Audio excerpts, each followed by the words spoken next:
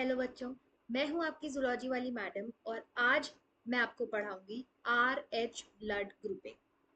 जैसा कि last lecture में हमने देखा ABO ब्लड ग्रुपिंग कैसे की जाती है। हमने ये पढ़ा कि RBC के सरफेस पर कुछ तरीके तरीके के एंटीजन्स प्रेजेंट होते हैं जिस बेसिस पे ब्लड को क्लासिफाई किया जाता है into blood groups. ABO blood grouping में हमने ये देखा कि अगर एंटीजन ए प्रेजेंट है तो blood group will be A, antigen B present है तो ब्लड ग्रुप होगा बी, दोनों एंटीजन्स हैं तो blood group will be A B, और कोई भी एंटीजन प्रेजेंट नहीं है तो ब्लड ग्रुप हो जाएगा ओ। ऐसा ही एक और ब्लड ग्रुपिंग है जिसे बोला जाता है RH grouping, which is based on another type of antigen which is called RH antigen. तो आओ मैं आपको बताती हूँ कि RH एंटीजन है क्या। तो RH एंटीजन जो है इसको RH क्यों बोला गया है, क्योंकि it was first discovered in Rhesus monkey.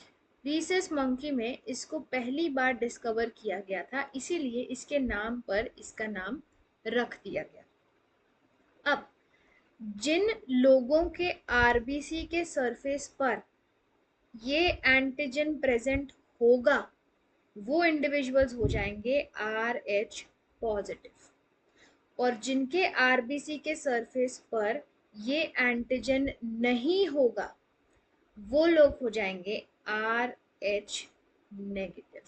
Simple सी बात है, RH प्रेजेंट है तो पॉजिटिव, RH प्रेजेंट नहीं है तो नेगेटिव।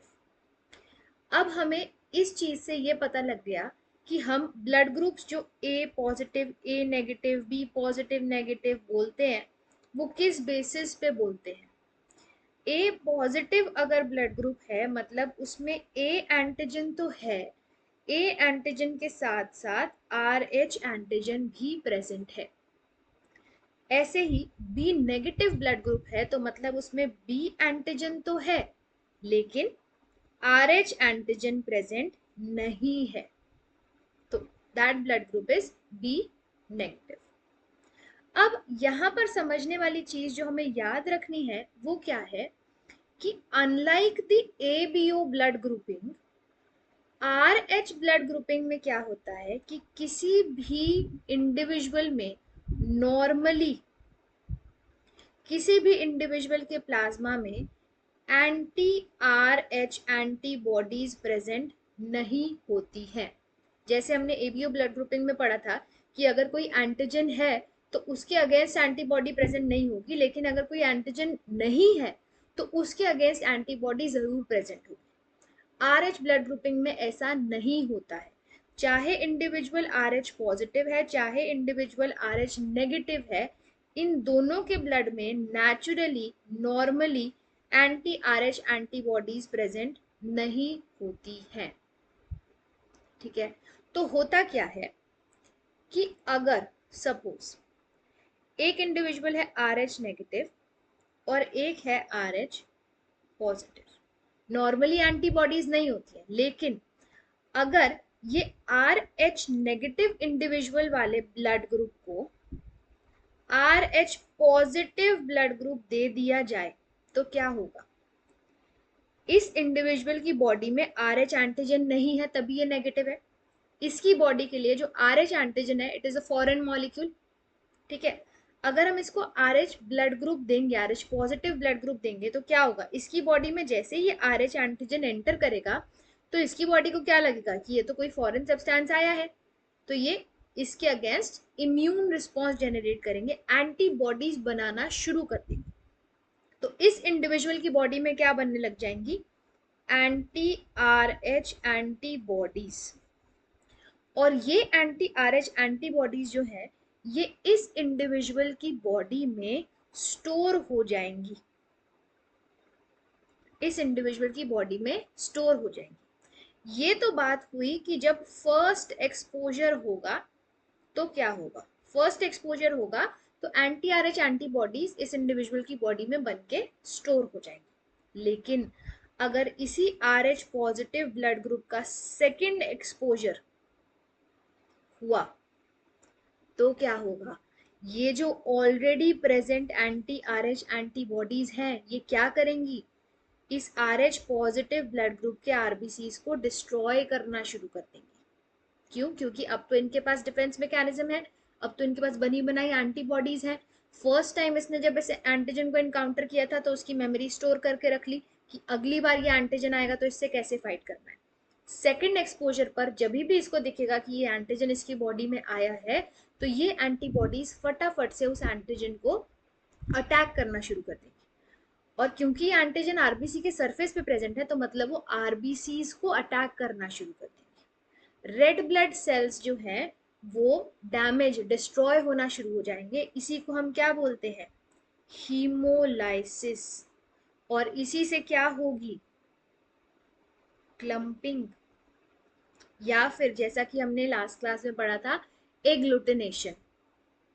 ठीक है, इस पूरे मैकेनिज्म का एक बहुत ही टिपिकल और बहुत ही कॉमन एग्जाम्पल है which is called erythroblastosis fetalis, या फिर इसे बोला जाता है haemolytic disease of newly born. अब मैं आपको बताती हूँ कि इसमें क्या होता है। तो देखो, नॉर्मली ड्यूरिंग प्रेगनेंसी फीटस का जो ब्लड है वो कभी भी मैटरनल ब्लड के डायरेक्ट कांटेक्ट में नहीं आता है। क्या मैंने बोला?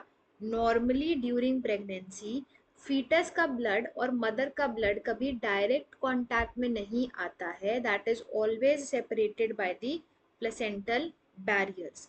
जैसा कि हम यहाँ पर इस फोटो में देख सकते हैं कि ये फीटस की अम्बिलिकल आर्टरीज हैं या अम्बिलिकल वेन्स हैं जो कि यहाँ जाके ऐसे स्प्रेड हो रही हैं, और ये मैटरनल आर्टरीज और वेन्स हैं जो कि यहाँ पर स्प्रेड हो रही हैं।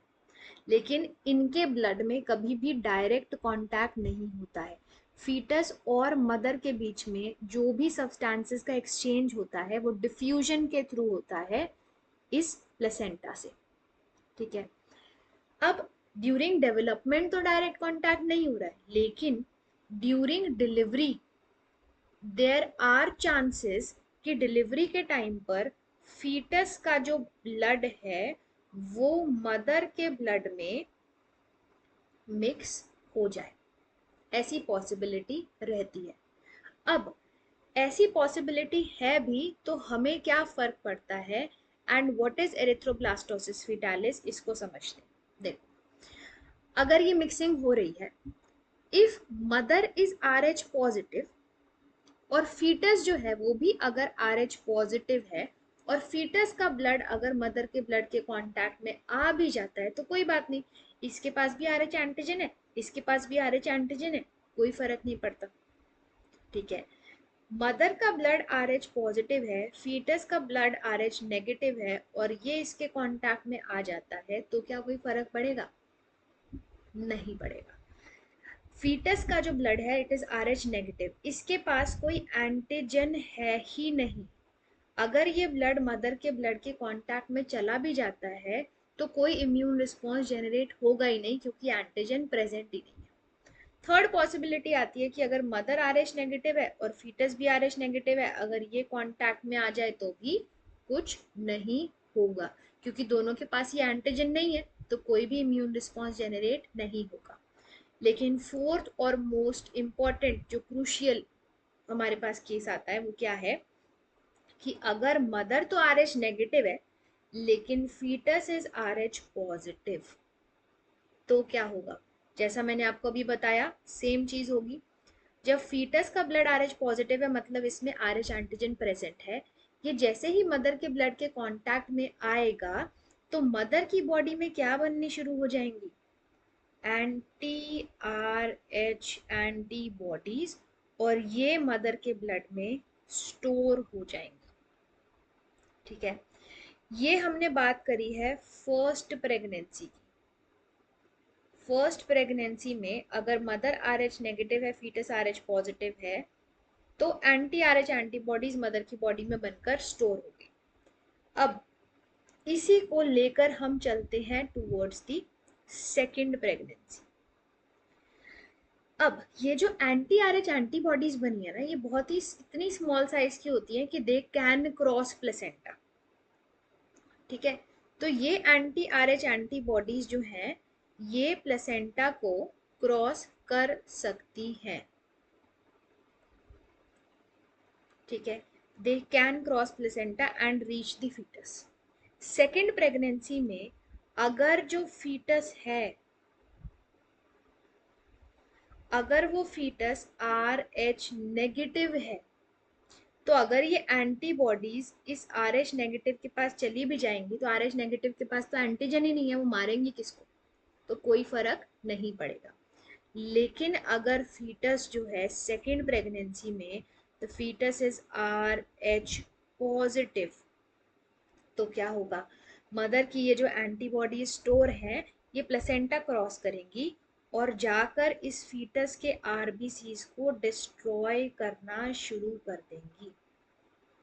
एज अ रिजल्ट क्या होगा कि जो बेबी होगा उसे एनीमिया होगा, मतलब लो आरबीसी काउंट, और दूसरा वो जॉन्डिस के साथ पैदा होगा। अब जॉन्डिस कैसे है कि आरबीसी के ब्रेकडाउन से जो हमारे पास प्रोडक्ट्स बनते हैं जैसे बिलीरुबिन बिलीवर्डिन है, ये बॉडी में एक्यूमुलेट होने लगेंगे जिसकी वजह से ही जॉन्डिस या पीलिया जिसे बोलते हैं वो होता है। तो baby will be born with anemia and jaundice. This whole case is called erythroblastosis fetalis. अब आपको क्या लग रहा है कि ऐसे तो कोई भी आर एच नेगेटिव अगर मदर है तो वो आर एच पॉजिटिव बेबी को तो बर्थ दे ही नहीं सकती, पर नहीं, ऐसा नहीं होता है। इस चीज को प्रिवेंट करने के लिए भी हमारे पास एक तरीका होता है। अब मैं आपको बताती हूँ कि इसको प्रिवेंट कैसे कर सकते हैं। तो देखो, इस सबको यहाँ से हटाएं और हम ये देखें कि फर्स्ट प्रेगनेंसी के टाइम पर क्या हुआ था। पहली प्रेगनेंसी के टाइम पर ही, this is the first pregnancy, first pregnancy के टाइम पर ही अगर हमें पता है कि जो फीटस है वो आर एच पॉजिटिव है, तो हम क्या करते हैं कि इस आर एच नेगेटिव मदर को बाहर से बनी बनाई readymade anti R H antibodies जो है वो पहले से ही दे देते हैं। इसका फायदा क्या होगा कि जब ये आर एच एंटीजन इस आर एच नेगेटिव मदर की बॉडी में आएगा तो ये जो एंटीबॉडीज हमने बाहर से दी हैं, these antibodies will fight with the R H antigen और उसको वहीं डिस्ट्रॉय कर देंगी। इससे फायदा क्या हुआ कि हमारी दी हुई एंटीबॉडीज ने अगर उस आर एच एंटीजन को डिस्ट्रॉय कर दिया है तो मदर की बॉडी में जो एंटीबॉडीज बननी थी वो अब नहीं बनी। अगर ये एंटीबॉडीज ही नहीं बनी तो these antibodies will not be stored, अगर बनी नहीं तो स्टोर कैसे होंगी, और अगर स्टोर ही नहीं होंगी तो वो प्लेसेंटा क्रॉस भी नहीं करेंगी, और अगर प्लेसेंटा क्रॉस ही नहीं करेंगी तो इस आर एच पॉजिटिव फीटस को इफेक्ट भी नहीं करेंगी, ठीक है। तो ये तरीका है जिससे हम एक आर एच नेगेटिव मदर को अलाउ कर सकते हैं कि वो आर एच पॉजिटिव बेबी को बर्थ दे पाए।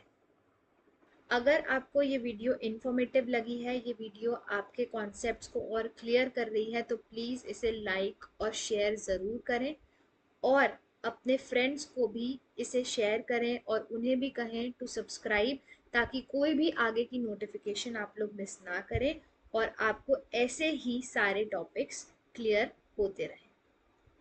अब हम मिलेंगे नेक्स्ट वीडियो में। Till then, thank you and bye bye, all the best.